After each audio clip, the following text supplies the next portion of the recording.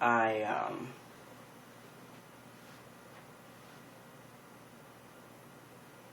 I realized I have a lot of attention.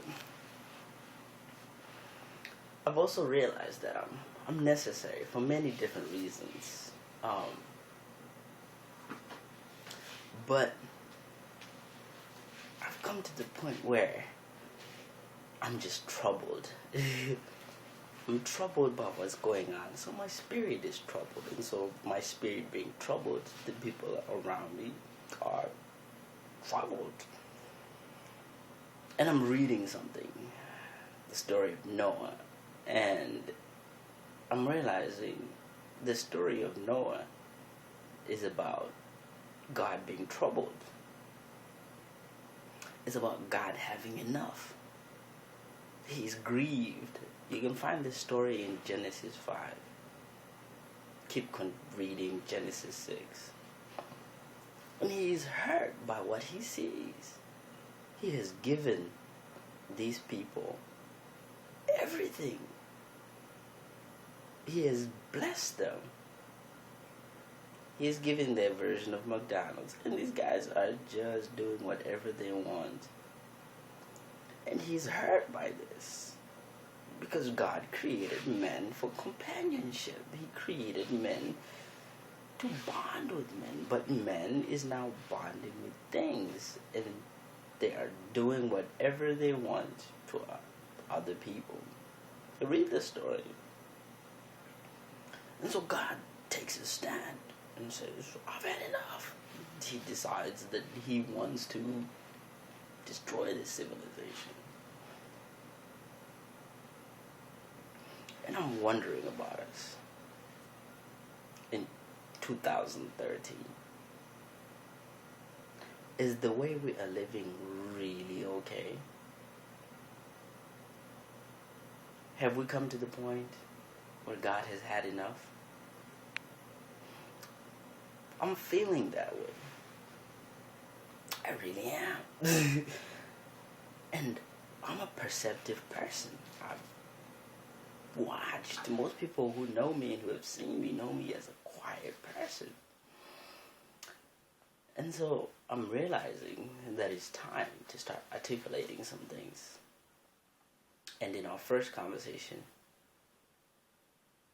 in other conversation, we were talking about the absoluteness of truth, and we're talking about the relativity of truth, and truth is also objective. Truth is many things, but at the end of the day, it's governed by absoluteness.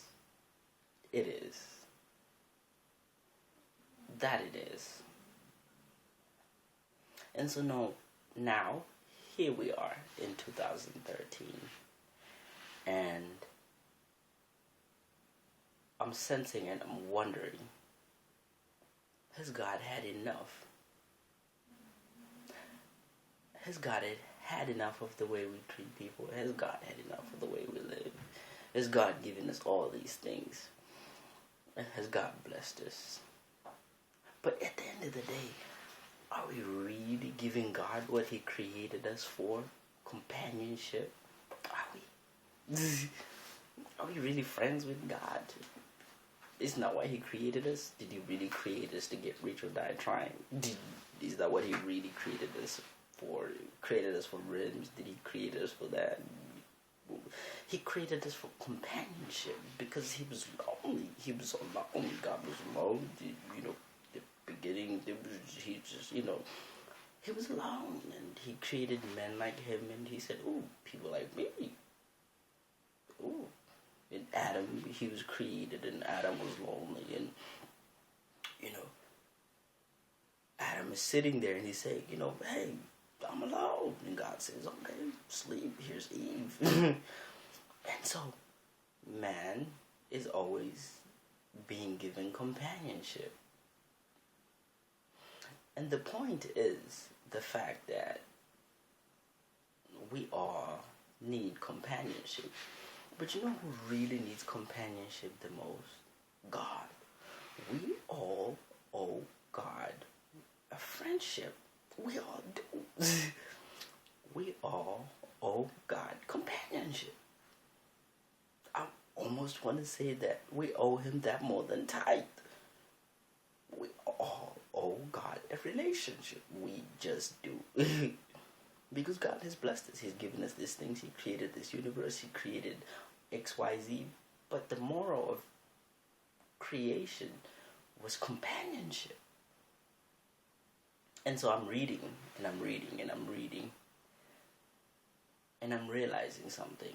And I'm asking myself the same question that I asked myself when I was younger. Which is,